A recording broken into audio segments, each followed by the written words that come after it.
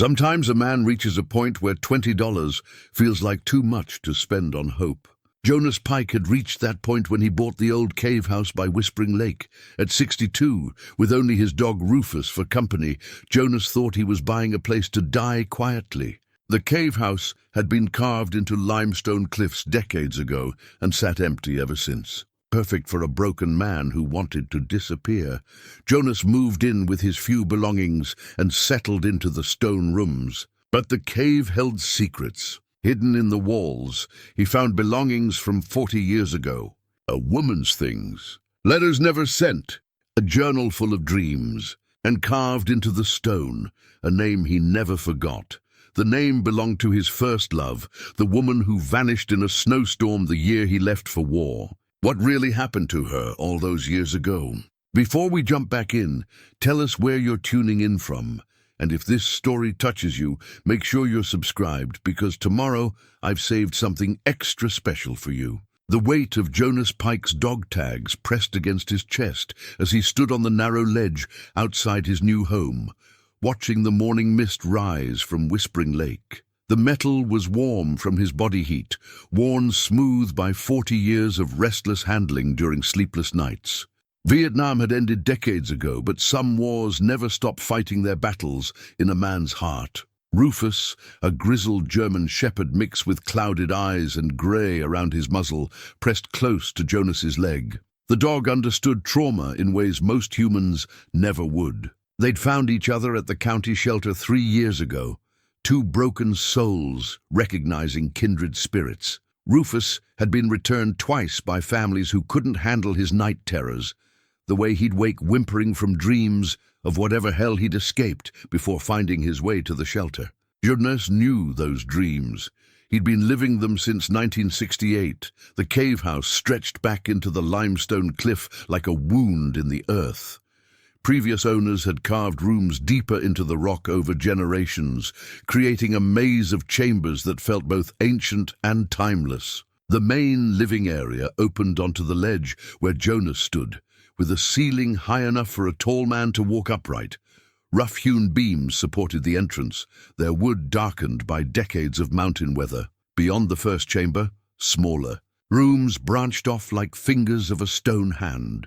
A bedroom carved into solid rock, a kitchen area with shelving chiseled from the cave walls, and storage spaces that disappeared into shadows. Water seepage had stained the walls in abstract patterns that reminded Jonas of maps to places that didn't exist. The floor was mostly natural stone, worn smooth by countless footsteps, with patches of rough planking where earlier inhabitants had tried to level uneven surfaces. A primitive stone fireplace dominated one wall, its chimney carved straight up through the rock to emerge somewhere high above on the cliff face. The whole place smelled of stone and time, with undertones of wood smoke from fires lit by previous tenants. Whispering Lake stretched before him like a mirror reflecting the surrounding peaks. Morning light painted the water silver and gold, while pine forests climbed the mountainsides until they gave way to bare granite and snow-capped summits. The lake was small enough to see across, but large enough to lose yourself in its moods. Sometimes glass still, sometimes choppy with mountain winds, always changing yet somehow eternal. Jonas had paid $20 for this place to Henry Blackwood, whose family had owned the property for 3 generations without ever living in it. Henry was eager to be rid of it, calling it a white elephant that cost more in property taxes than it would ever be worth. Jonas didn't care about worth. He cared about distance, from people, from memories, from the weight of a world that expected him to be whole when pieces of his soul had been left in Southeast Asian jungles. The real estate transaction had taken place in Murphy's hardware store, the closest thing to a business district that Pine Ridge offered. Henry had scrawled out a deed on the back of a feed store receipt, and Jonas had counted out $20 bills with hands that shook more than they used to. The whole town of Pine Ridge consisted of maybe 200 souls scattered across the valley, most of them 3rd or 4th generation families who'd seen boom and bust cycles come and go like seasons. Sarah Mitchell had grown up in Pine Ridge. Her family had run the general store until her father's drinking drove them out of business. Jonas could still see her behind the counter, 17 years old with auburn hair that caught the light, like autumn leaves, sorting penny candy into glass jars with the careful attention she gave everything. Her smile had been the last good thing he remembered before the world went dark. They'd been planning to marry when he got back from Vietnam. Young love, the kind that believes in forever, despite evidence that forever is a luxury most people can't afford. Jonas had carried her picture through mud and blood and sleepless nights in places whose names he'd tried to forget. But when he came home, changed, haunted, jumping at sudden sounds, Sarah was gone, vanished in a February blizzard while he was still learning to walk without shaking, still trying to understand why he'd survived when better men hadn't. The official story was that Sarah had gotten lost in the storm while walking between her house and the general store. Search parties had combed the woods for weeks after the snow melted, but Pine Ridge was surrounded by thousands of acres of wilderness where a person could disappear without a trace. Jonas had joined those searches when he finally made it home, walking grid patterns through underbrush and calling her name until his voice gave out. They never found so much as a piece of her clothing. Jonas's daily routine at the cave house was deliberately simple.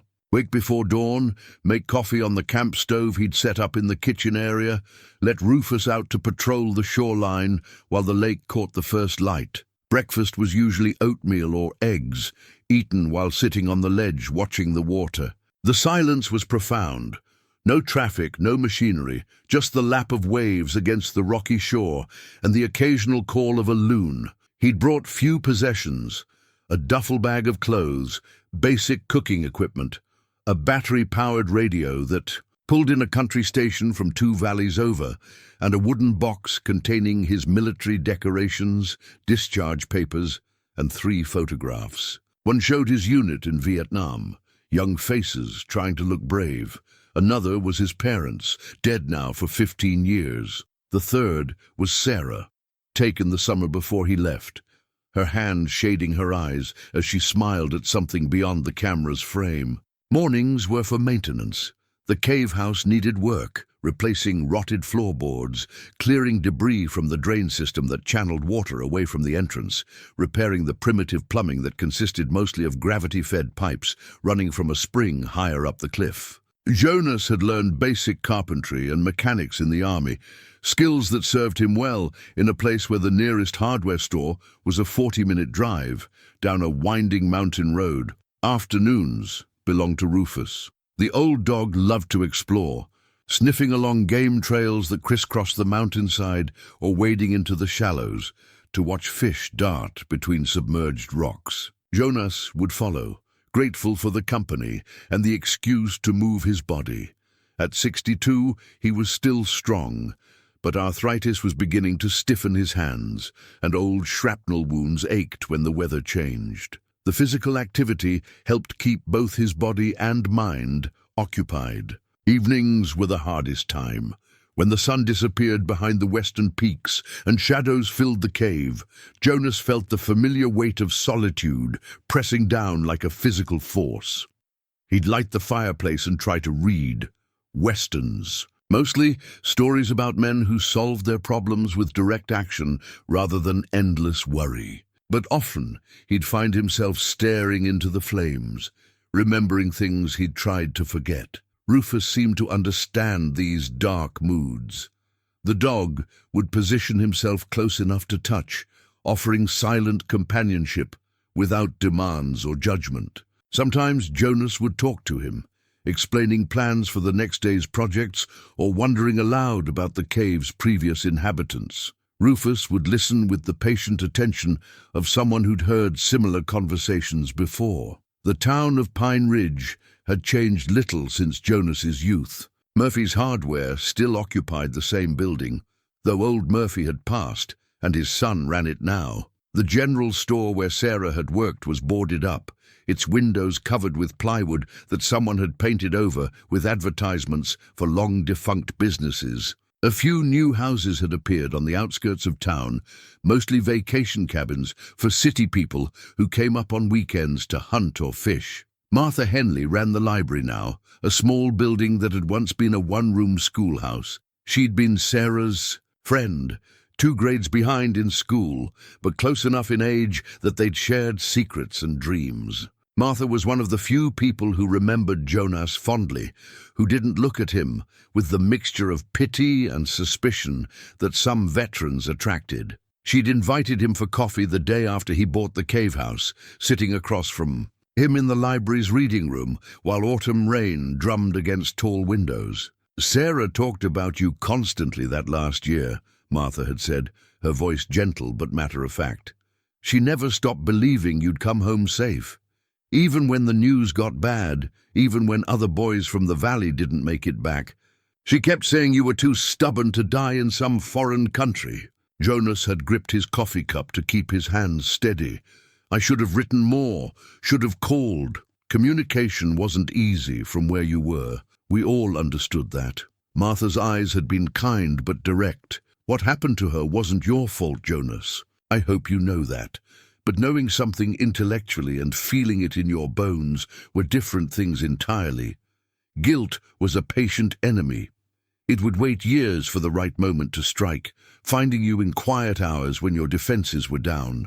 Jonas had carried Sarah's death like shrapnel, a piece of metal too close to vital organs to remove safely. Now standing outside his cave house with Rufus at his side, Jonas tried to imagine what Sarah would think of his retreat from the world. She'd always been the optimistic one, finding possibilities where he saw only problems. During their brief courtship, she'd talked about traveling, about seeing places beyond Pine Ridge's valley walls. She'd wanted to be a teacher, to help children discover that the world was larger and more wonderful than they imagined. Instead, she died alone in a snowstorm, while he was learning to kill strangers in a jungle halfway around the world. The mathematics of loss never balanced. Good people died, while others, like himself, survived for reasons that made no sense. Jonas had stopped asking why decades ago. Now he was content to ask for nothing more than silence, and the company of a dog who understood that some wounds never fully healed. The cave house felt like the right place for such acceptance. Carved from living rock, it was solid in ways that modern construction never achieved. The walls had witnessed decades of human stories, families seeking shelter, hermits seeking solitude, lovers seeking privacy. Jonas could feel the weight of those stories in the stones, an accumulation of human experience that made his own troubles seem smaller and more manageable. As the morning mist began to burn off the lake, Jonas decided to explore the deeper chambers more thoroughly. He'd been living primarily in the front rooms, using the bedroom and kitchen areas, while leaving the back passages largely untouched. But something about the quality of light filtering through cracks in the rock suggested there were surprises waiting in the shadows, secrets that previous tenants had left behind like messages in bottles. Rufus followed him back into the cave, the dog's nails clicking against stone as they moved beyond the familiar rooms into territory they'd barely explored. Jonas carried a battery-powered lantern, its beam cutting through darkness that seemed to have weight and texture. The air grew cooler as they moved deeper, carrying scents of mineral water and something else, something organic that might have been old wood or fabric. The passage narrowed, then opened into a chamber larger than Jonas had expected. His lantern beam revealed carved shelves along the walls, primitive but carefully made, sized for storing personal belongings. A few items remained: a pottery bowl with a hairline crack running down one side, a wooden comb missing several teeth, a piece of fabric that might once have been part of a dress or apron. But it was the carved letters in the far wall that stopped Jonas cold, his lantern beam trembling as he read the name etched into stone with painstaking care. Sarah Mitchell, 1968. Below the name, in smaller letters, someone had carved, "Waiting for Jonas to come home." Jonas's hands shook as he traced the carved letters with his fingertips, feeling the rough edges where someone had chipped away stone with patient determination. The letters were deep enough to last centuries, cut with the kind of care that spoke of love and desperate hope. Below Sarah's name and message, the date stared back at him, February 1968, the same month she'd disappeared. The same month he'd been crawling through tunnels near Kuchai, half a world away. Rufus whined softly, sensing his master's distress. The dog pressed against Jonas's leg, offering warmth and comfort, while Jonas tried to process what he was seeing. Sarah had been here, in this cave, carving her name and waiting for him to return from a war that had already stolen too much. She hadn't gotten lost in a blizzard, walking between buildings in town. She'd been here, in the place that was now his refuge, living in these stone chambers while he fired his rifle at shadows in Southeast Asian darkness. The lantern beam wavered as Jonas's grip loosened. He had to set it down to keep from dropping it, the yellow light casting dancing shadows on the cave walls. The revelation hit him like physical blow. All these years, all the guilt about not being there when she needed him. And she'd been waiting in the very place he'd eventually come to escape his memories of losing her. Jonas sank to his knees on the stone floor. 40 years of grief and regret washing over him like a dam breaking. He'd spent decades believing she'd died because he wasn't there to protect her, that somehow his absence had led to her wandering into a storm. But this changed everything. Sarah had found shelter, had made it to safety, had carved his name in stone while believing he would come home to find her. The practical part of his mind began asking questions, even as his emotions reeled. How long had she been here? What had happened to her? Why hadn't anyone found evidence of her presence during the searches? But those questions felt secondary to the overwhelming realization that his understanding of her death and his role in it had been completely wrong. Rufus nudged his hand, encouraging Jonas to keep breathing, to stay present instead of disappearing into the spiral of guilt and memory that had claimed so many of his nights. Jonas focused on the dog's warm fur, the reality of stone beneath his knees, the sound of his own heartbeat echoing in the cave chamber. Slowly, he picked up the lantern and began examining the chamber more carefully. Now that he knew what to look for, evidence of human habitation became obvious. The carved shelves held more than he'd first noticed. A tin cup, a spoon worn smooth by use, a small mirror with silver backing that had gone black around the edges. These weren't artifacts left by some anonymous previous tenant. These were Sarah's belongings, preserved in stone chambers like a tomb. Behind a natural ledge in the rock, Jonas found a bundle wrapped in oilcloth. His hands shook as he unwrapped it, revealing a collection of items that made his chest tight with recognition. A faded photograph of himself in uniform, taken just before he'd shipped out. The silver locket he'd given her for her 18th birthday. And underneath everything, a letter addressed to him in Sarah's careful handwriting. The envelope was yellowed with age, but intact, protected by the oilcloth and the cave's stable temperature. Jonas held it for a long moment before opening it, afraid of what he might find, but unable to resist. The paper crackled as he unfolded it, and Sarah's voice seemed to speak to him across 4 decades. My dearest Jonas, if you're reading this, then you made it home safe and found me like I always knew you would. I've been living in our special place since the snow started, waiting for spring and for you to come back to me. I know you said never to come here alone, but Daddy's drinking got worse after you left, and home wasn't safe anymore. The cave is warm enough with the fire, and I have supplies to last until the weather breaks. Jonas had to stop reading, his vision blurred by tears he hadn't shed in years. A special place. He remembered now they'd discovered the cave during a hiking expedition the summer before he left, exploring along the lakeshore and finding the narrow path that led up to the entrance. They'd spent an afternoon inside, planning adventures and talking about the future. Sarah had joked about living there someday, away from her father's anger and the town's gossip. Jonas had laughed and said maybe they'd buy it when they got married, fix it up as a weekend retreat. He forced himself to continue reading. I dream about our wedding every night. I've planned everything. The dress I'll wear, the flowers we'll have, the house we'll build together. Martha says I'm foolish to wait, that the war might take you away from me, but I know better. You're too stubborn to die in some foreign place. You promised to come home, and Jonas Pike never breaks his promises. The letter continued for 3 pages, detailing Sarah's daily life in the cave, her hopes for their future, her unwavering faith in his survival. She wrote about reading by firelight, about watching the lake freeze over, about the way snow piled up outside the entrance until she felt like she was living inside the mountain itself. There was no fear in her words, no sense of desperation. She wrote with the confidence of a woman who knew exactly what she wanted and was willing to wait for it. But it was the final paragraph that broke Jonas's heart completely. The baby is moving more now. I can feel him kicking when I lie still at night. I hope he has your eyes and your stubborn streak. I hope he grows up in a world where wars are just stories in history books. I'm going to tell him every day how brave his daddy was, how you fought for people who couldn't fight for themselves. If something happens to me before you get home, know that I loved you with everything I had, and this little one will too.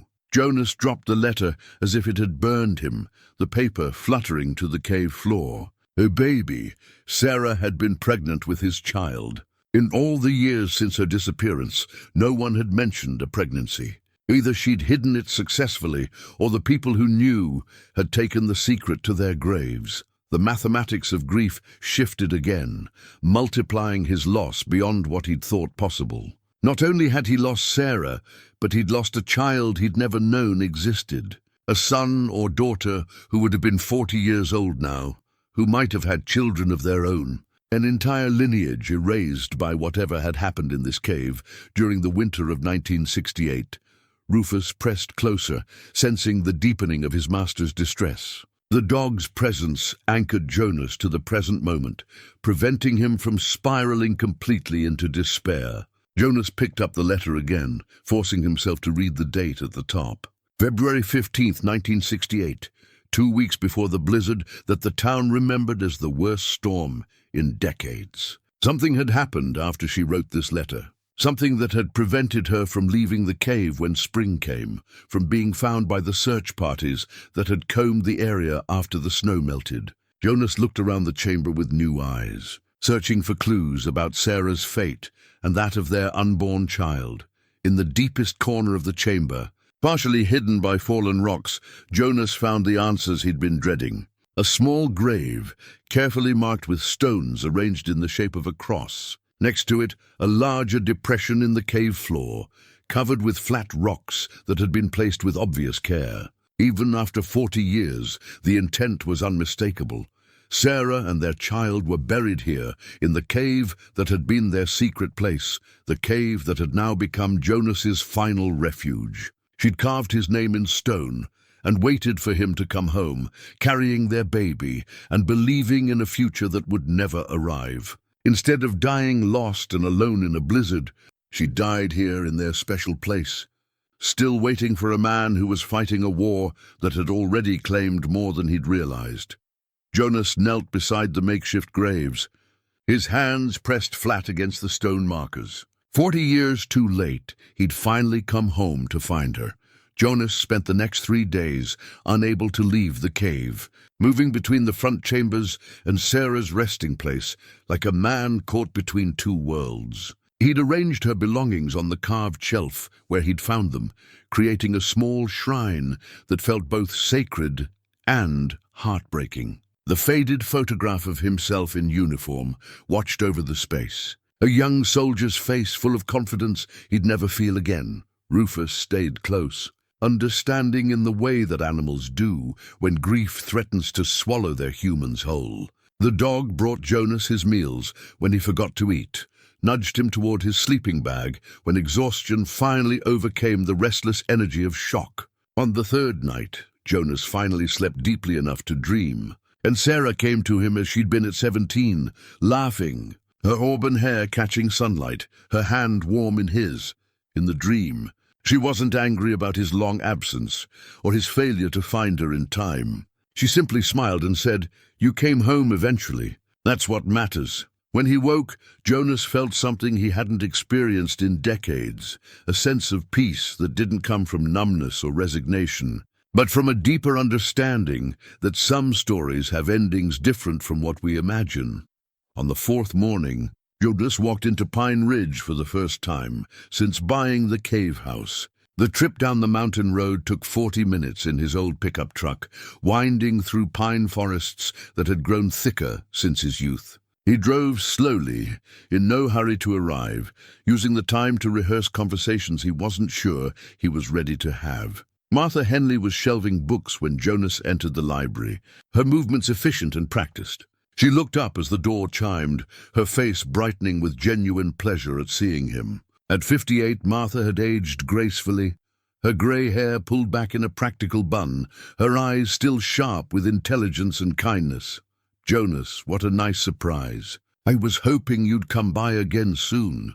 She set down her stack of books and gestured toward the reading area where they'd talked before. "Coffee's fresh if you'd like some." Jonas accepted the coffee gratefully, wrapping his hands around the warm mug while Martha settled across from him. The library was quiet, except for the tick of an old clock and the rustle of pages as someone worked at a computer terminal in the corner. "I found something in the cave," Jonas said without preamble. "Something that changes everything I thought I knew about Sarah's death." Martha's expression grew serious, her attention focused completely on his words.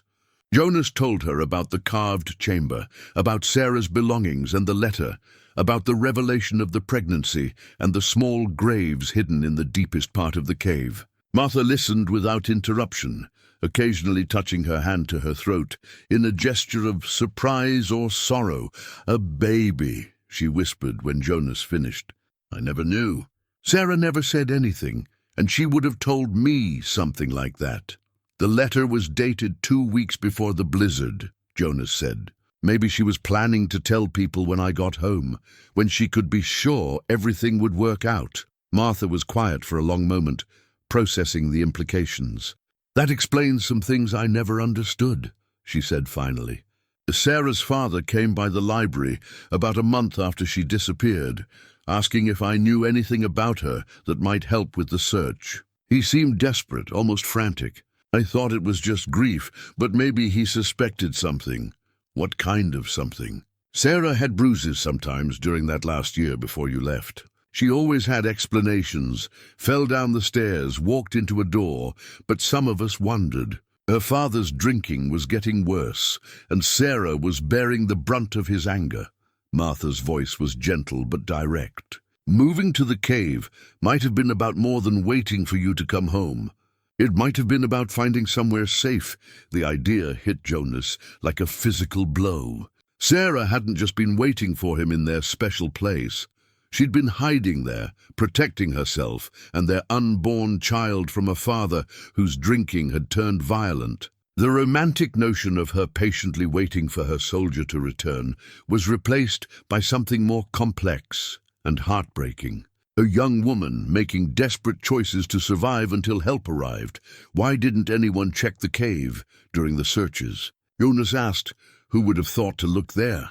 The official story was that she got lost walking between her house and the store during the blizzard. The search parties focused on the most likely routes, the places where someone might seek shelter if they were caught in the open. Martha paused, choosing her words carefully. And to be honest, some people assumed she'd run away. Girls did that sometimes in those days, disappeared to the city when small-town life became unbearable. Jonas felt another piece of his guilt shifting, reshaping itself around new information. For 40 years, he'd carried the weight of not being there when Sarah needed him, but the truth was more complicated. She'd found safety, had made it through months of winter in the cave, had survived long enough to write letters full of hope and love. Whatever had finally taken her and their child, it hadn't been his absence that killed her. "I need to know what happened to her," Jonas said. Not just that she died, but how and when. She was strong enough to survive in that cave for months, smart enough to prepare for the long term. Something specific went wrong. Martha nodded thoughtfully. There might be records somewhere. Doctor visits, maybe, if she was pregnant. Or pharmacy records if she needed medicine. Dr. Morrison was the only doctor in town back then, and he kept meticulous files. His son took over the practice, might still have the old records. Would you... Jonas started, then stopped. He'd been about to ask Martha to make inquiries for him, but realized this was something he needed to do himself. Sarah deserved that much from him, even 40 years late. Would I help you look into it? Of course. Martha's voice was warm with understanding. Sarah was my friend too, Jonas. I've wondered about her fate for decades. If there are answers to be found, we should find them together. Jonas felt a loosening in his chest, a easing of the solitary burden he'd carried for so long. Martha had known Sarah, had loved her as a friend, had her own questions that deserved answers. This investigation wouldn't just be about his guilt or his grief, it would be about honoring a young woman's memory and understanding, the choices she'd made in her final months. There's something else, Jonas said, pulling a folded paper from his jacket pocket. I found this with her other belongings. Another letter, but this one was never finished. He handed Martha the second letter, watching her face as she read Sarah's unfinished words. The handwriting was weaker than in the first letter, the lines less steady, as if Sarah had been ill or injured when she wrote it. My dearest Jonas, Martha read aloud. The baby came early during the worst of the storm. I tried to get to town for help, but the snow was too deep and I was too weak. I managed to get back to the cave, but something is wrong. The bleeding won't stop and I'm so cold despite the fire. If you find this someday, know that I loved you until my last breath. Our son looks like you. He has your stubborn chin and your gentle hands. I named him Michael after your father. I hope that's all right.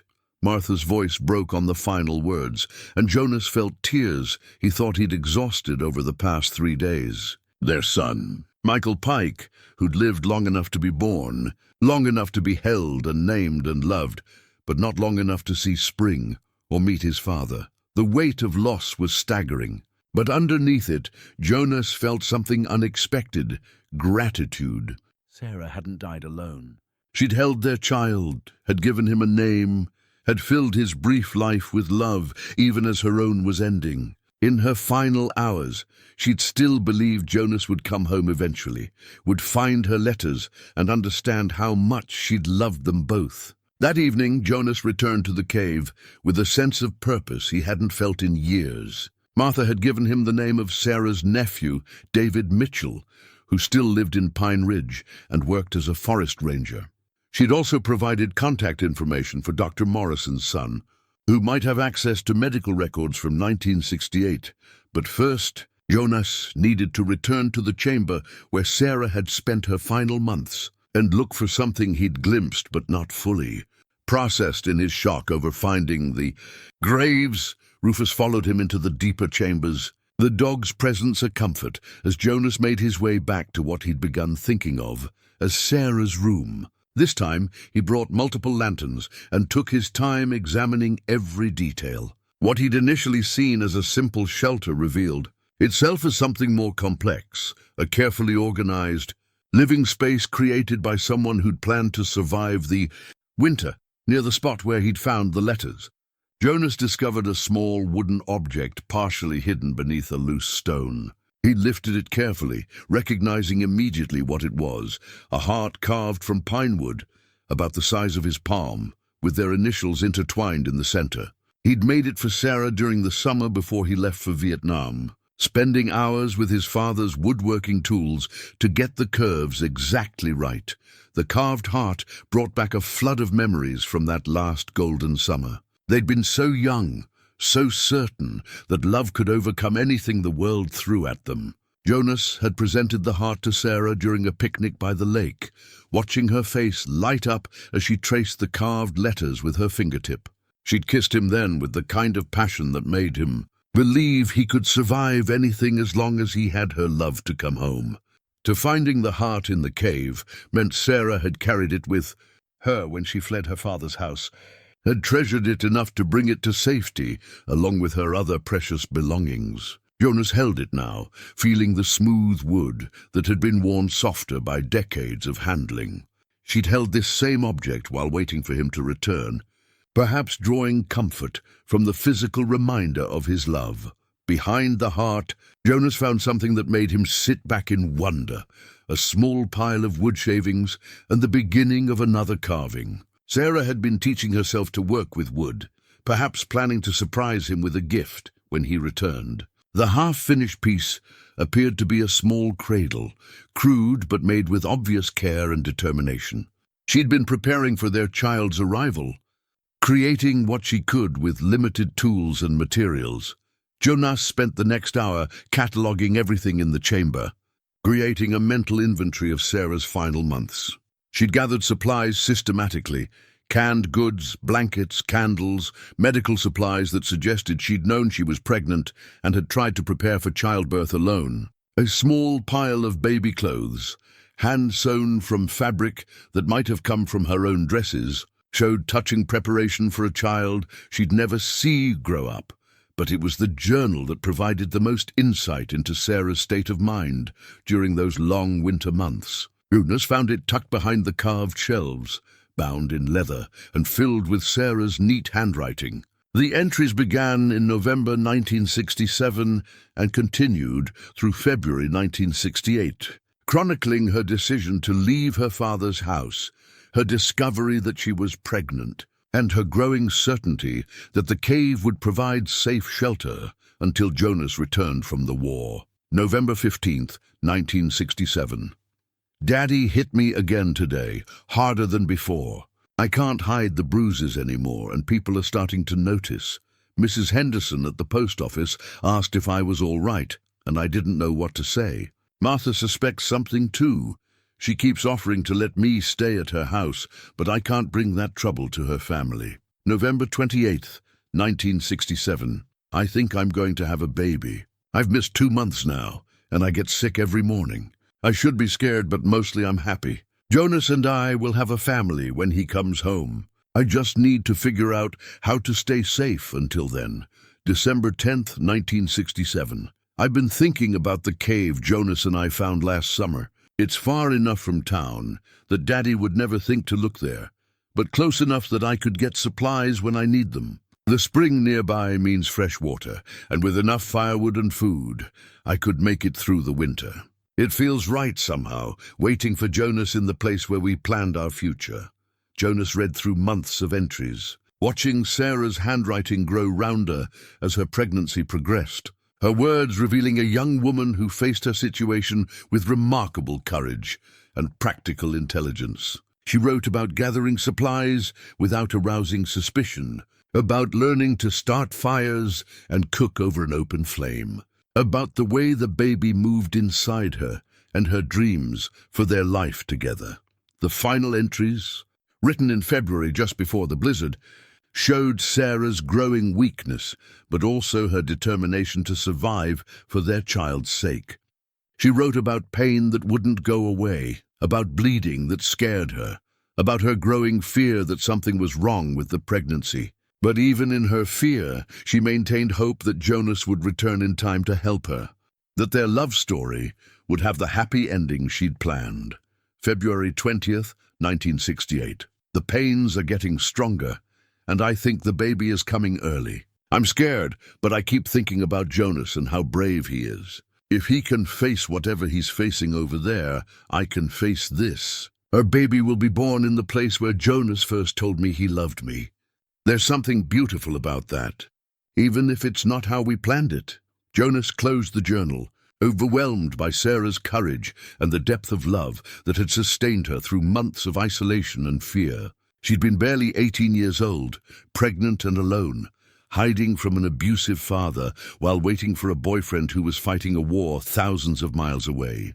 Yet her words revealed no self-pity, no anger at the circumstances that had led her to such desperate measures. She wrote with the voice of a woman who believed absolutely in the power of love to overcome any obstacle. Rising from the stone floor, Jonas looked around the chamber with new understanding. This wasn't just the place where Sarah had died. It was the place where she'd lived with hope and determination, where she'd prepared for their future and protected their unborn child with fierce maternal love. The cave had been her sanctuary, not her tomb, and she'd filled it with dreams of the life they would build together when the war ended and he came home. Jonas picked up the wooden heart and held it against his chest. feeling its warmth and the smooth places where Sarah's fingers had worn the wood soft. For the first time since finding her grave, he felt something other than grief and regret. He felt pride in the woman he'd loved, admiration for her strength, and a growing determination to honor her memory by understanding the full truth of what had happened during those final days of winter 1968. The next morning brought David Mitchell to Jonas's door, a lean man in his 40s wearing the olive-green uniform of the Forest Service. Martha had called ahead, explaining the situation in terms that respected both Jonas's privacy and the gravity of what had been discovered. David stood on the narrow ledge outside the cave entrance, his expression serious but not unkind, clearly struggling with how to begin a conversation about family secrets that had been buried for 40 years. "Mr. Pike," David said, removing his ranger hat and holding it respectfully in both hands. "I'm David Mitchell, Sarah's nephew. Martha told me you found some things that belonged to my aunt."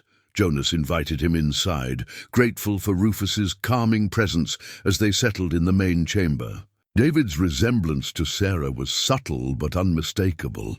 The same intelligent eyes, the same way of tilting his head when listening carefully. He accepted coffee and listened without interruption as Jonas recounted the discoveries of the past week, occasionally asking quiet questions that showed he was processing information that challenged everything his family had believed about Sarah's disappearance. "I was only 7 when she vanished," David said when Jonas finished.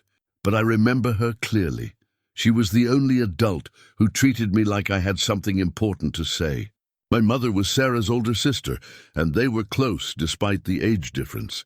Mom always said Sarah was too trusting, too willing to see the good in people, even when they'd shown her their worst." David paused, looking around the cave with new understanding, especially their father. "My grandfather was a hard man, Mr. Pike, the kind who believed problems could be solved with his fists and that women should be grateful for any attention they received, even the violent kind. Sarah bore the worst of it because she was the youngest and had nowhere else to go. Did your mother know Sarah was pregnant? If she did, she never said anything to me. But that would explain some things." David set down his coffee cup and leaned forward, his voice dropping to a more confidential tone. "After Sarah disappeared, my mother went through a bad period. Guilt, I think, for not doing more to help her sister. She used to say Sarah had been planning something, making preparations. But Mom thought it was just talk about moving to the city when you came back from the war." Jonas felt another piece of the puzzle clicking into place. Sarah's preparations hadn't been secret from everyone. Her sister had noticed but misinterpreted the signs. "What kind of preparations?" "Saving money, gathering supplies, asking about things like medical care for women in rural areas. Mom thought Sarah was planning for your return, maybe looking into moving somewhere you could start fresh together." David's expression grew thoughtful.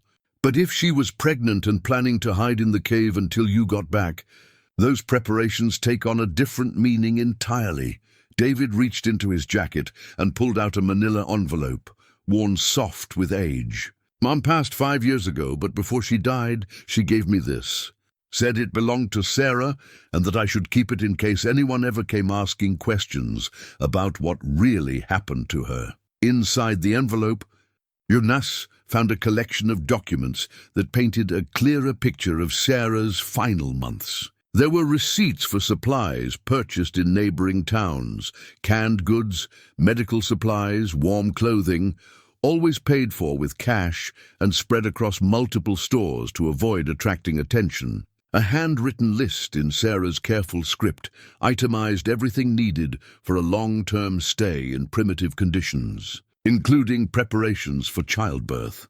Most revealing was a letter Sarah had written to her sister but never sent, dated just 2 weeks before she disappeared from town. In it, Sarah explained her plan to disappear until Jonas returned, her fear of their father's escalating violence and her determination to protect the baby she was carrying. She begged her sister not to worry, promised to send word when it was safe, and asked for prayers that Jonas would come home soon.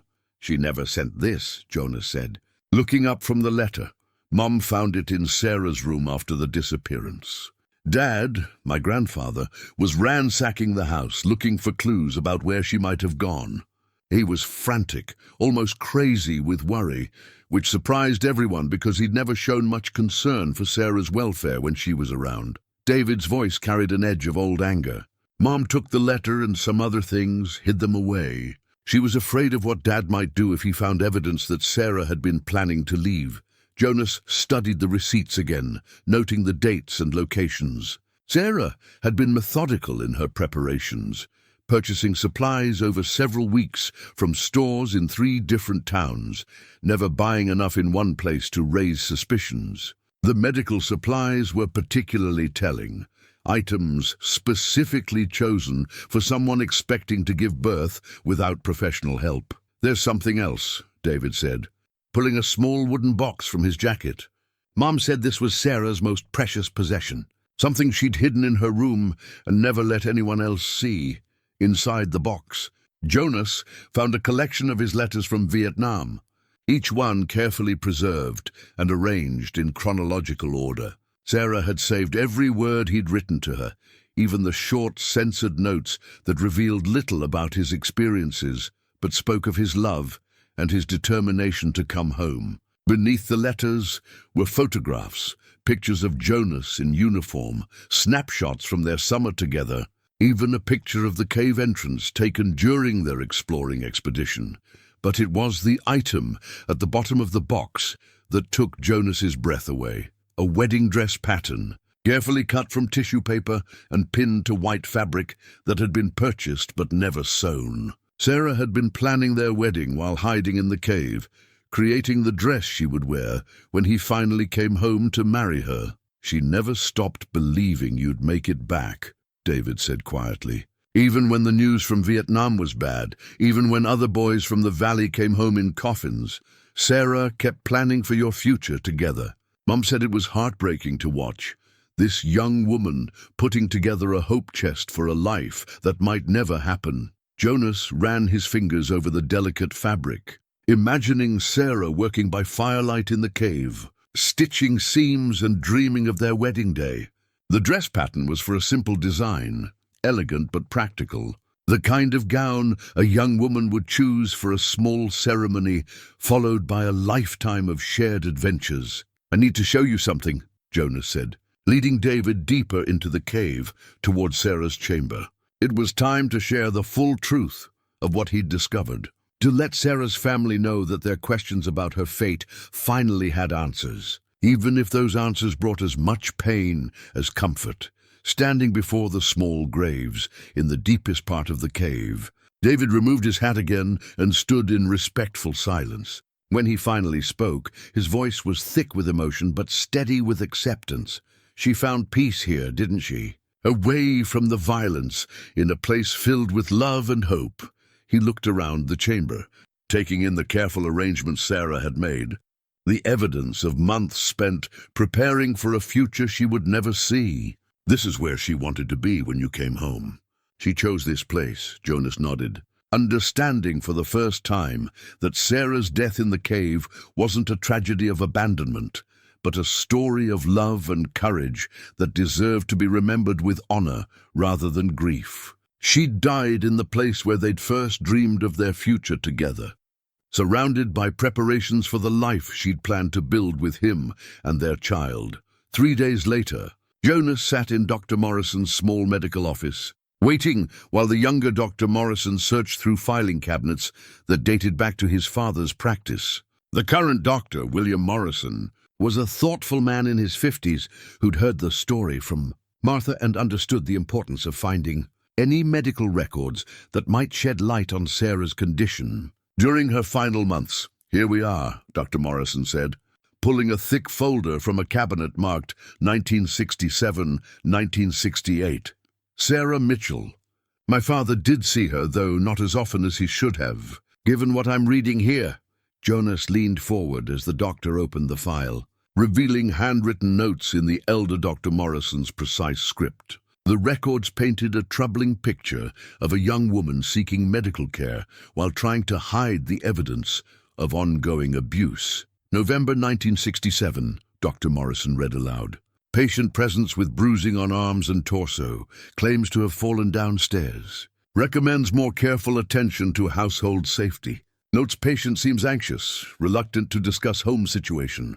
The doctor looked up from the file with a grim expression. My father suspected domestic violence, but didn't pursue it aggressively. Different times, unfortunately. The records continued through December, documenting visits where Sarah sought treatment for various injuries while carefully avoiding any mention of pregnancy. But Jonas could read between the lines, requests for vitamins and nutritional advice, questions about women's health that suggested Sarah was trying to care for herself and an unborn child without revealing her condition. January 15th, 1968, Dr. Morrison continued. Patient reports fatigue, nausea, missed menstrual periods. Pregnancy test positive.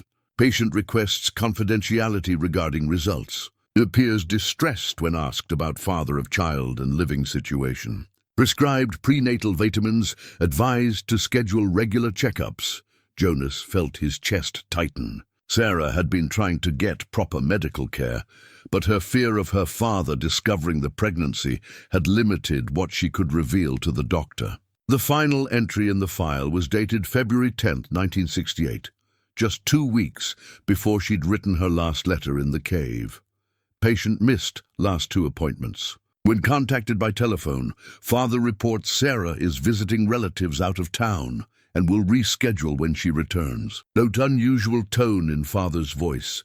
Recommends following up if patient doesn't return within reasonable time frame. Dr. Morrison closed the file and looked at Jonas with professional sympathy. My father tried to follow up, but Sarah's father was evasive about when she'd return. Given the patient confidentiality laws and social attitudes of the time, there wasn't much more he could do. If he'd known she was living alone in primitive conditions while pregnant, he would have intervened immediately. The revelation that Sarah's father had actively concealed her disappearance from medical professionals added another layer to Jonas's understanding of her desperation. She hadn't just been hiding from violence. She'd been cut off from the medical care she needed during a high-risk pregnancy.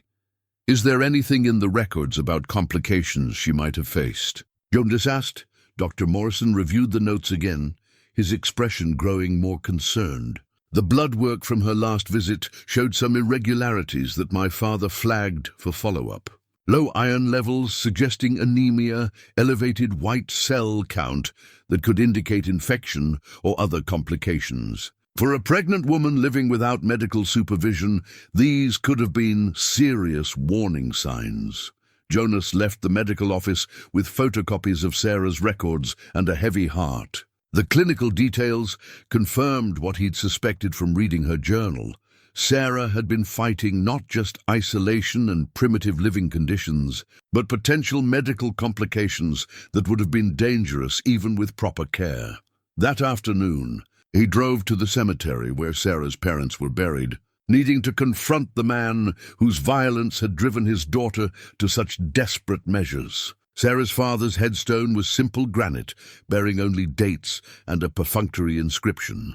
Jonas stood before it, feeling none of the rage he'd expected, only a deep sadness for the fear that had shaped the final months of Sarah's life. Rufus wandered among the headstones while Jonas tried to understand how a father could create such an atmosphere of terror that his pregnant daughter would choose to live alone in a cave rather than seek help at home. The medical record suggested that Sarah's father had known more about her disappearance than he'd admitted to authorities, had actively prevented her from maintaining contact with people who might have helped her. On the drive back to the cave, Jonas stopped at the site where the old Mitchell house had stood. The building had been torn down years ago, but the foundation stones remained, overgrown with weeds and scattered by decades of weather.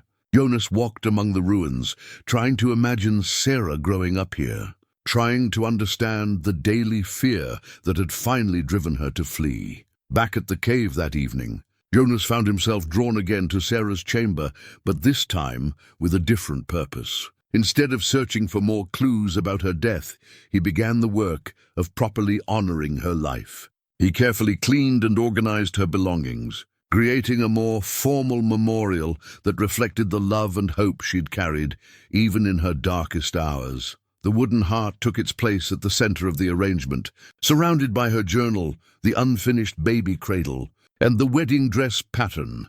Jonas added his own contribution, a photograph of himself in uniform that he'd kept all these years, positioned so it would be the first thing someone would see when entering the chamber as he worked. Jonas found himself talking to Sarah, explaining what he'd learned about her final months, sharing his admiration for her courage and his sorrow that he hadn't been there when she needed him most. But the guilt that had driven him to the cave was transforming into something different, a determination to ensure that her story was remembered with the honor it deserved. "I understand now," he said aloud, his voice echoing off the stone walls. "You weren't waiting for me to rescue you. You were surviving on your own until I could come home to the family you were building for us. You were stronger than either of us knew." Rufus settled beside him as Jonas arranged the final elements of the memorial. The dog's presence, a reminder that love and loyalty could endure even the longest separations. Outside the cave, wind moved through the pines with a sound like distant conversation, and Jonas felt for the first time since his return to Pine Ridge that he was exactly where he belonged. The cave had been Sarah's sanctuary, the place where she'd chosen to wait for their future to begin. Now it would be her monument, a testament to the kind of love that refuses to surrender even in the face of impossible circumstances. Jonas was finally ready to be the guardian of that legacy, the keeper of a story that deserved to be told with pride rather than buried in shame and regret. Jonas was arranging firewood near the cave entrance when Rufus began behaving strangely, sniffing at a section of the back wall that they'd explored dozens of times. The dog whined and pawed at loose rocks, his behavior insistent in the way that suggested he'd detected something important. Following Rufus's lead, Jonas examined the area more carefully and discovered that what he'd taken for a natural rockfall was actually a deliberately constructed barrier. Behind the fallen stones, Jonas found a passage he'd missed entirely, a narrow tunnel that angled deeper into the mountain, carefully concealed by someone who'd wanted to hide whatever lay beyond.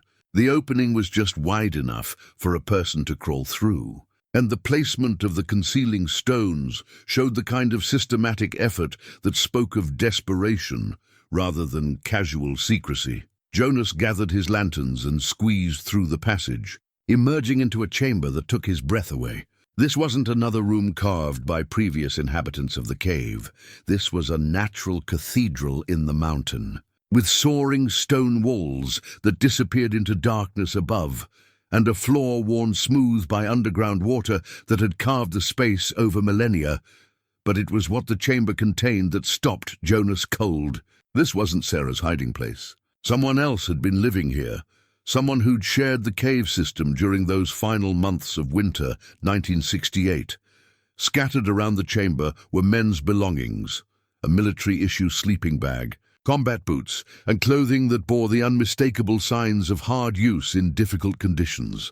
At the center of the chamber, Jonas found a makeshift camp that told a story he'd never imagined. A wounded soldier had been hiding here, someone who'd obviously been through hell and had sought shelter in the most remote place he could find. Empty medical supply containers suggested serious injuries, while personal effects revealed an identity that changed everything Jonas thought he knew about Sarah's final months. The dog tags belonged to Corporal Michael Santos, United States Army, with a birth date that would have made him 22 years old in 1968.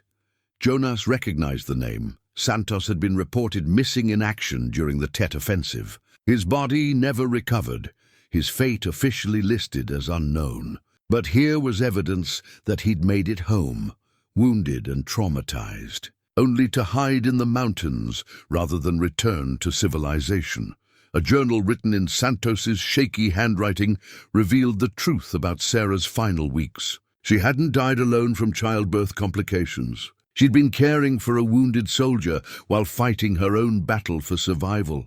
sharing her meager supplies and medical knowledge with someone who needed help even more desperately than she did. January 28th, 1968. The girl found me half dead in the snow near the lake.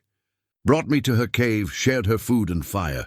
She's pregnant, barely more than a kid herself, but she's got the kind of strength you don't see much. Says her name is Sarah, and she's waiting for her soldier to come home from Vietnam. I didn't have the heart to tell her what it's really like over there.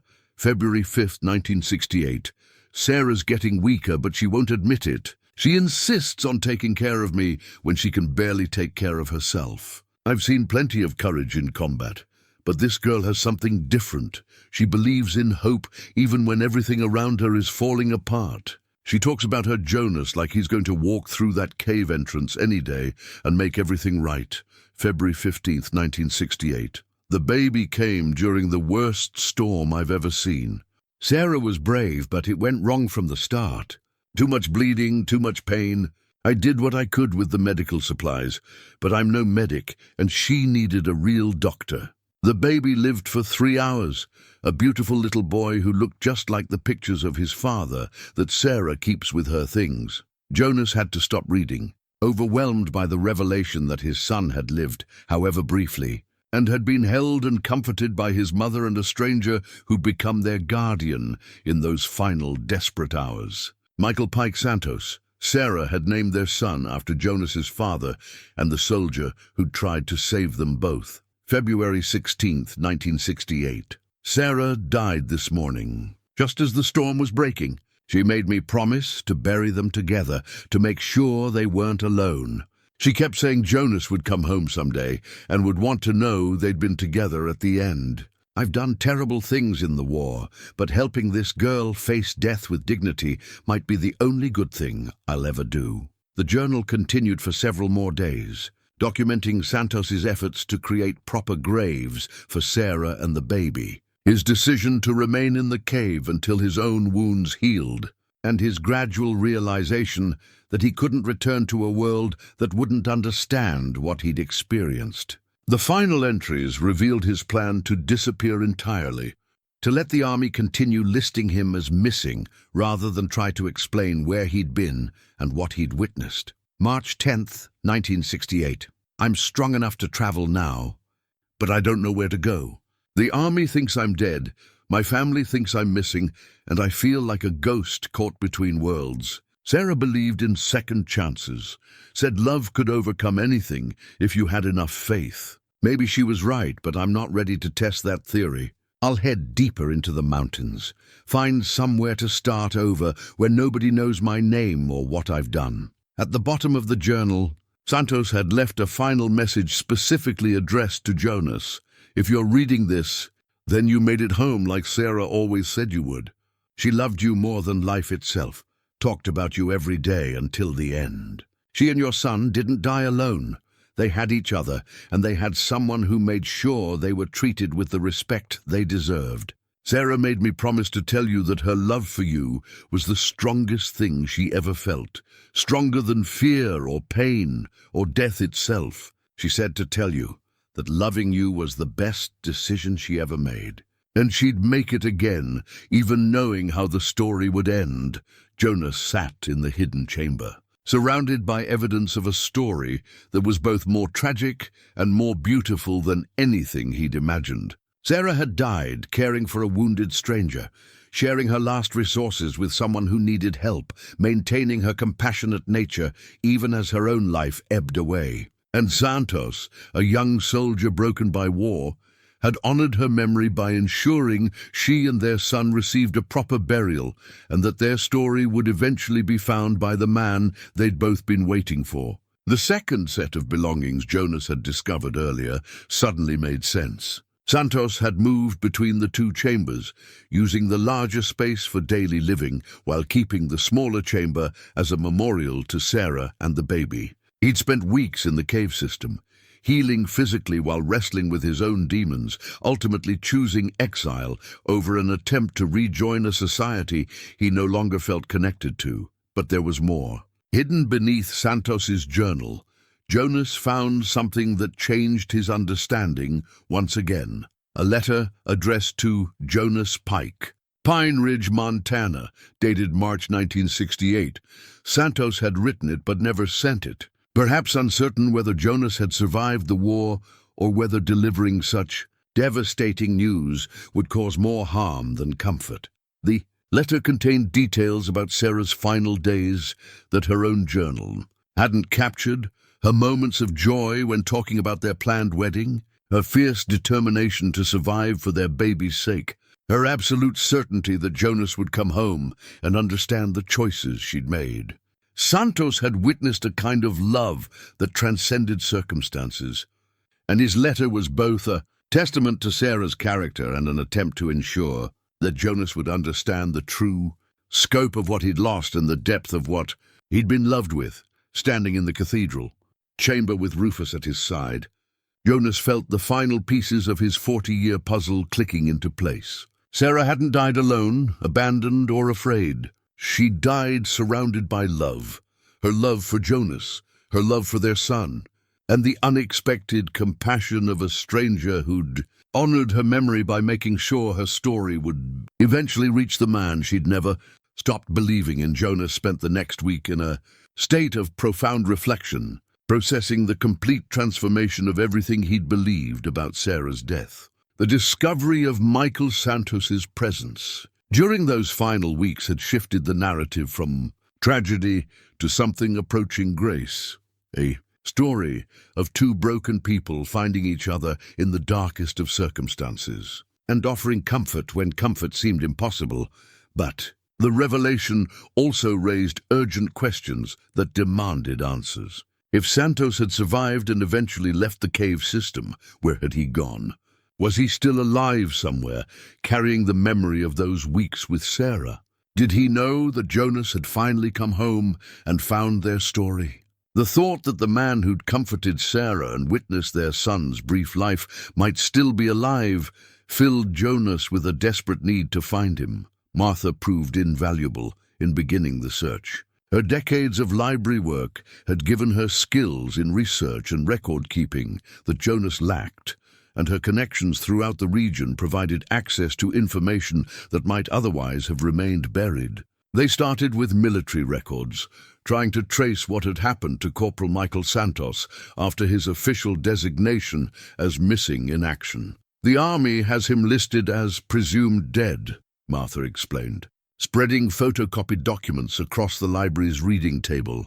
His family held a memorial service in 1969, but no body was ever recovered. There's no record of him ever making contact with military authorities or family members after February 1968. The trail seemed cold until David Mitchell suggested they approach the search differently. As a forest ranger, he had access to databases that tracked permits, licenses, and land use records throughout Montana and neighboring states. If Santos had chosen to live off the grid in wilderness areas, there might be traces of his presence in official records that civilian researchers couldn't access. "There's a pattern here," David said 3 days later, calling Jonas to the ranger station where he'd been working through decades of files. Starting in 1970, there are reports from various wilderness areas about a man who'd appeared during emergencies, lost hikers, injured campers, hunters caught in bad weather.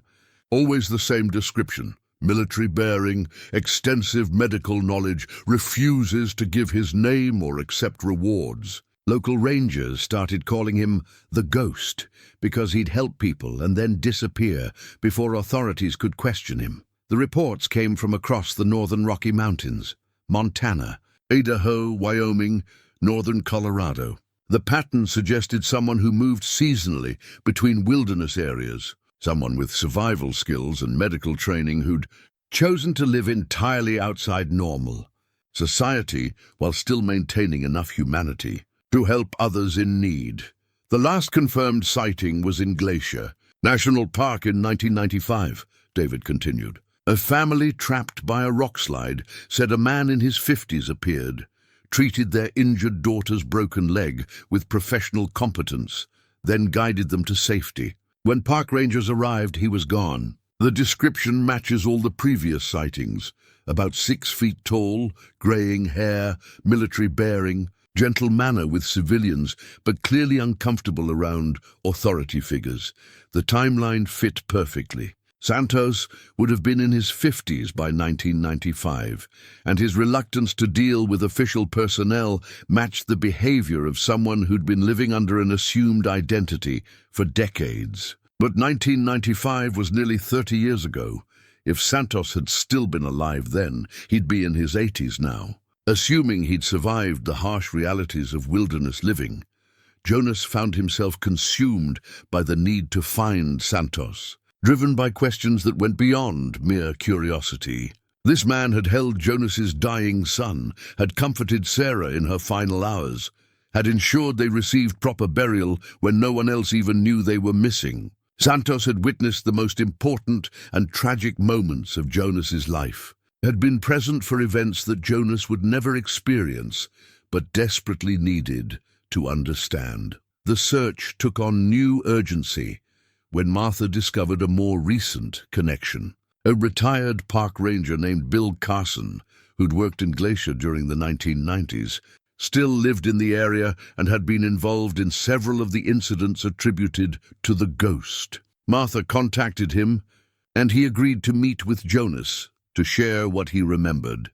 Carson was in his 70s, a weathered man with intelligent eyes who'd spent 40 years in wilderness areas and had developed an intuitive understanding of the kind of person who chose to live outside normal society. He met Jonas at a coffee shop in Kalispell, and bringing with him a folder of unofficial notes he'd kept about the mysterious helper who'd appeared and disappeared in his jurisdiction for over 2 decades. He saved a lot of lives, Carson said without preamble.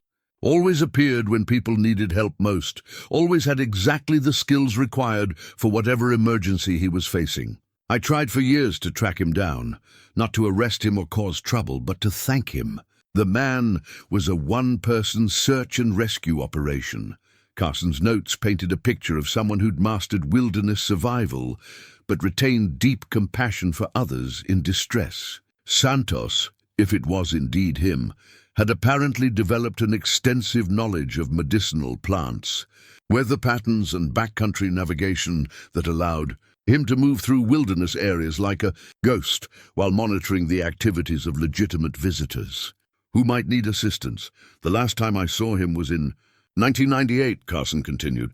I was leading a search for a missing hunter when I found the man we'd been looking for already warming himself by a fire, his broken ankle splinted and his hypothermia treated. When I asked who'd helped him, he pointed to a ridge about a mile away where I could just make out a figure watching us through binoculars. By the time we got there, whoever it was had vanished. Carson reached into his folder and pulled out a photograph that made Jonas's breath catch. It was grainy and taken from a distance, but it clearly showed a man in outdoor clothing standing on a rocky outcrop, his posture unmistakably military despite his civilian clothes. The figure was too far away to make out facial features, but something about his bearing suggested someone comfortable in wilderness solitude. I always thought he was probably a veteran, Carson said. The way he moved, the way he assessed situations, the quality of his field medicine, that's military training. My guess was Vietnam. Someone who came home changed and never quite figured out how to fit back into normal life. The photograph had been taken near a remote area of Glacier National Park, known for its isolation and difficult access. Carson provided detailed directions to the location, warning that it would require serious hiking and camping skills to reach. The area was accessible only on foot, with no roads or maintained trails for the final 10 miles of approach. Jonas left the meeting with a sense of mission that had been missing from his life for decades. Finding Santos wouldn't bring Sarah and their son back, wouldn't change the fundamental tragedy of their loss, but it would provide closure to a story that had shaped the last 40 years of his life.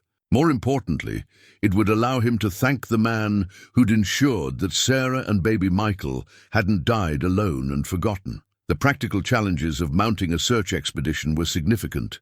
Jonas was 62 years old, in decent shape, but not prepared for the kind of backcountry hiking that would be required to reach Santos's last known location. The area Carson had described was genuine wilderness, no cell phone coverage, unpredictable weather, and terrain that could be dangerous even for experienced hikers. But David Mitchell solved that problem by volunteering to lead the expedition. As a forest ranger, he had both the skills and the authority to conduct a search in federal wilderness areas. More importantly, he understood the personal significance of the mission and wanted to help complete Sarah's story in whatever way possible. "We'll treat it as a humanitarian welfare check," David explained as they planned the expedition. "There's enough documentation of this person's activities over the years to justify an official inquiry into his current status. If he's still alive and living in that area, he's probably in his 80s now and might need assistance." Martha insisted on being included in the planning, though she wouldn't be able to make the actual hike. Her research skills had been crucial in developing leads, and she wanted to help prepare for what might be their only chance to find Santos. Together, they gathered supplies, studied topographical maps, and developed contingency plans for various scenarios they might encounter. The night before the expedition was scheduled to begin, Jonas sat in Sarah's chamber in the cave, surrounded by the memorial he'd created and the evidence of her final months. He spoke aloud to her about the journey he was undertaking, explaining his need to find the man who'd been with her at the end, who'd witnessed their son's brief life and ensured they'd been treated with dignity. Rufus would stay with Martha during the expedition. The old dog wasn't up to the physical demands of wilderness hiking, and Jonas needed to focus completely on the challenging terrain ahead. As he prepared his pack and checked his equipment one final time, Jonas felt a sense of purpose that had been absent from his life since returning from Vietnam. Tomorrow, he would begin the final chapter of Sarah's story, and perhaps find a measure of peace that had eluded him for 4 decades. The trail into the remote section of Glacier National Park proved even more challenging than Jonas had anticipated. 3 days of hiking through increasingly difficult terrain had tested his endurance and reminded him that 62-year-old bodies responded differently to stress than the young soldier's frame that had carried him through Vietnam. David Mitchell set a measured pace, stopping frequently to check Jonas's condition and ensure they weren't pushing beyond safe limits. On the morning of the 4th day, they found the first sign that someone had been living in the area recently. A shelter built against a massive boulder showed the kind of thoughtful construction that spoke of long-term habitation rather than temporary camping. The structure was nearly invisible from more than 20 feet away, built with such careful attention to natural camouflage that it seemed to grow from the landscape itself. "Military engineering," David observed, examining the shelter's construction. "Whoever built this knew exactly what they were doing. This could withstand serious weather and stay hidden from anyone who wasn't specifically looking for it." Jonas ran his hands along the shelter's walls, noting the careful selection of materials and the precise craftsmanship that had gone into its construction. This wasn't the work of a casual survivalist. It was the home of someone who'd chosen to live completely outside civilization while maintaining the highest standards of fieldcraft. Inside the shelter, they found evidence of recent occupation. A sleeping area was arranged with military precision, while storage spaces contained carefully organized supplies that suggested someone who'd spent decades perfecting wilderness living. Most significantly, they found medical supplies of a quality and variety that confirmed their quarry had continued helping injured people, even in his self-imposed exile. But it was the small shrine in the corner of the shelter that confirmed they'd found the right person. Arranged on a natural rock shelf were photographs that took Jonas's breath away, pictures of Sarah that could only have been taken during her final weeks in the cave. She was visibly pregnant in the images, smiling despite the primitive conditions, holding items that Jonas recognized from her belongings. At the center of the shrine sat a locket that Jonas recognized immediately, the silver pendant he'd given Sarah for her 18th birthday. the one he'd found among her belongings in the cave. Beside it lay a small wooden cross, hand-carved with obvious care, bearing the inscription Michael Pike Santos 1968 in letters that matched the carved message Sarah had left in the cave wall. "He's been carrying her memory all these years," Jonas whispered, touching the photograph with trembling fingers. "Just like I have." David examined the shelter more systematically, looking for clues about how recently it had been occupied. The evidence suggested their timing was fortunate. Whoever lived here had been present within the last few days, possibly even hours. Cooking implements still held traces of recent use, and bedding showed the impression of someone who'd slept there recently. "We should set up camp nearby and wait," David suggested. "If he's still in the area, he'll come back eventually." These supplies represent too much investment to abandon permanently. They established their own camp, a respectful distance from the shelter, close enough to monitor it, but far enough away to avoid seeming threatening to someone who'd spent decades avoiding human contact. Jonas found himself nervous in a way he hadn't experienced since combat, the anticipation of finally meeting the man who'd shared.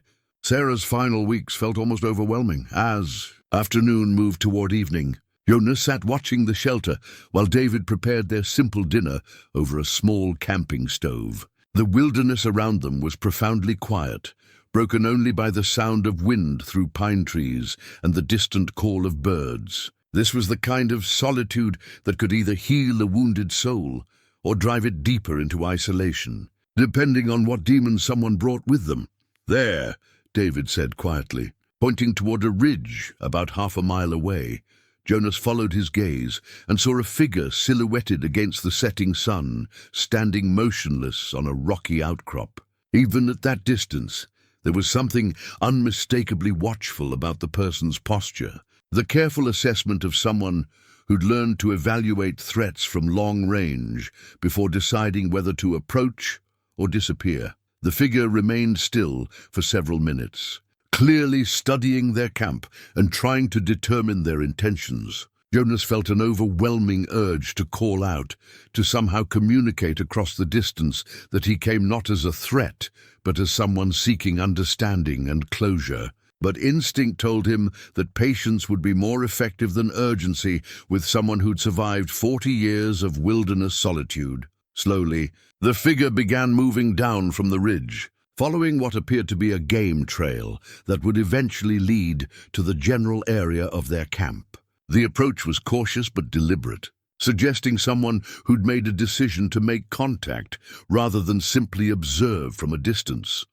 Jonas felt his heart rate increase as the reality of the encounter approached. After 40 years of questions and 40 years of guilt, he was about to meet the man who'd held his dying son and comforted the woman he'd loved more than life itself. The weight of that moment, the culmination of a search that had begun with $20, and a cave house threatened to overwhelm him completely. The man who emerged from the tree line was both exactly what Jonas had expected and completely surprising. Michael Santos was in his late 70s, but moved with the careful precision of someone who'd spent decades navigating difficult terrain. His hair was white, his face weathered by exposure to mountain elements, but his eyes were alert and intelligent. He wore clothes that showed the kind of careful maintenance possible only with military discipline, patched but clean, worn but serviceable. He approached their camp slowly, his hands visible and empty, stopping about 20 feet away in the universal posture of someone seeking to communicate peaceful intentions. When he spoke, his voice carried the quiet authority of a man accustomed to being obeyed but tempered by decades of solitude. "You're looking for me," Santos said. "It wasn't a question. I saw you at my shelter. Takes considerable effort to reach this place. Must be something important." Jonas stood slowly, aware that this moment represented the culmination of everything that had driven him to the cave house, everything that had sustained him through the discoveries of the past months. Face to face with the man who'd shared Sarah's final weeks, he found himself struggling for words that could encompass the magnitude of what he needed to say. "I'm Jonas Pike," he said finally. Sarah Mitchell was— I know who you are, Santos interrupted gently. You look just like the pictures she carried. She talked about you every day, showed me those photographs so many times I could have picked you out of a crowd anywhere. His expression softened with memory. She never stopped believing you'd come home safe. The confirmation that Santos recognized him, that Sarah had spoken of him during those final weeks, broke something loose in Jonas's chest. 40 years of wondering what she'd thought in her last days, whether she'd been angry at his absence or disappointed in his failure to return in time, dissolved in the face of Santos's gentle certainty. I found the cave, Jonas said. Found her journal, your journal, the graves. I need to know— His voice broke and he had to pause before continuing. I need to know she wasn't afraid, that she and the baby weren't alone. Santos stepped closer, his weathered face showing deep compassion. She wasn't afraid, not at the end. Worried about you, worried about whether you'd understand the choices she'd made, but not afraid. He gestured toward a fallen log that could serve as a makeshift bench. Sit! There's a lot you should know about those final weeks. David remained respectfully silent as Jonas and Santos sat facing each other. Two old soldiers finally meeting across the decades that had shaped both their lives. Santos spoke with the careful precision of someone who'd rehearsed this conversation in his mind countless times, knowing that someday he might have the chance to deliver it. She found me half dead in a snowbank near the lake, Santos began. I've been walking for days, bleeding from shrapnel wounds, not really caring if I lived or died. Sarah was collecting firewood when she saw me fall. She could have left me there. She was pregnant, alone, already struggling to survive. Instead, she dragged me to safety and spent the next 3 weeks nursing me back to health. Santos described Sarah's daily routine during those weeks. Her careful rationing of supplies to accommodate 2 people instead of 1. Her gentle insistence on treating his wounds, despite her own increasing weakness. She'd shared everything, food, warmth, medical supplies, without complaint or hesitation. She told me about your summer together, about the plans you'd made for when you came home. She showed me the wedding dress pattern, talked about the house you'd build, the children you'd raise. Even when she was in pain, even when the pregnancy was getting difficult, she never stopped planning for your future together. The description of their son's birth was both heartbreaking and beautiful. Santos had assisted as best he could with his limited medical knowledge, but complications beyond their ability to treat had made the outcome inevitable. Baby Michael had lived for 3 hours, long enough to be held and named and loved. Long enough for Sarah to sing him the lullabies she'd planned to share with Jonas. She made me promise to tell you that loving you was the best thing she ever did, Santos said, his voice thick with emotion. She said even if she'd known how the story would end, she'd make the same choices because those months of loving you and carrying your child were worth whatever price she had to pay. Jonas wept then, openly and without shame, mourning not just the loss, but celebrating the love that had sustained Sarah through her darkest hours. Santos waited patiently, understanding that some griefs needed to be fully felt before healing could begin. When Jonas finally composed himself, Santos reached into his jacket and pulled out an envelope that bore Jonas's name in Sarah's careful handwriting. She wrote this the day before she died, Santos said. Made me promise to find you someday and deliver it personally. Took me 40 years, but I keep my promises to people who matter. With trembling hands, Jonas accepted Sarah's final gift, words written specifically for him during her last hours, carried faithfully by a stranger who'd become the guardian of their love story. 6 months later, Jonas stood on the familiar ledge outside the cave house, watching morning mist rise from Whispering Lake, as he had countless times before. But everything had changed since that day in the wilderness, when Michael Santos had placed Sarah's final letter in his hands. The words she'd written during her last hours on Earth had become the foundation for a peace Jonas had never thought possible. My beloved Jonas, the letter had read. If you're reading this, then Michael kept his promise and found you. I'm so tired now, but I'm not sad. Our son lived long enough for me to tell him about his brave father, long enough for me to sing him the songs I planned to teach him when you came home. He was beautiful, Jonas. He had your gentle hands and your stubborn chin, and I know he would have grown up to be just like you." Sarah's final words had been about forgiveness, not asking for it, but offering it. She'd known Jonas would blame himself for her death, would carry guilt about not being there when she needed him most.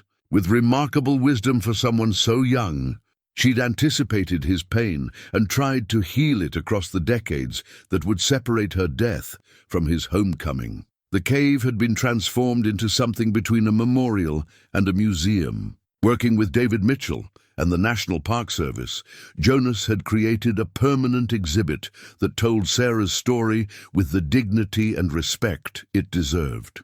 Visitors could read excerpts from her journal, see photographs of her belongings, and understand the courage of a young woman who'd faced impossible circumstances with grace and determination. Michael Santos had agreed to return to civilization for the first time in 40 years, accepting Jonas's invitation to help complete Sarah's story. The transition hadn't been easy for a man who'd lived in isolation for so long, but the sense of purpose that came from honoring Sarah's memory had given him strength to navigate the complexities of modern life. Santos had moved into a small cabin near Pine Ridge, close enough to the cave to visit Sarah's grave regularly, but far enough from town to maintain the solitude he still needed. He'd become an unofficial guardian of the memorial, sharing his memories of Sarah's final weeks with visitors who came to learn her story. His presence added authenticity and emotional weight to the exhibit, transforming it from a collection of artifacts into a living testament to love and sacrifice.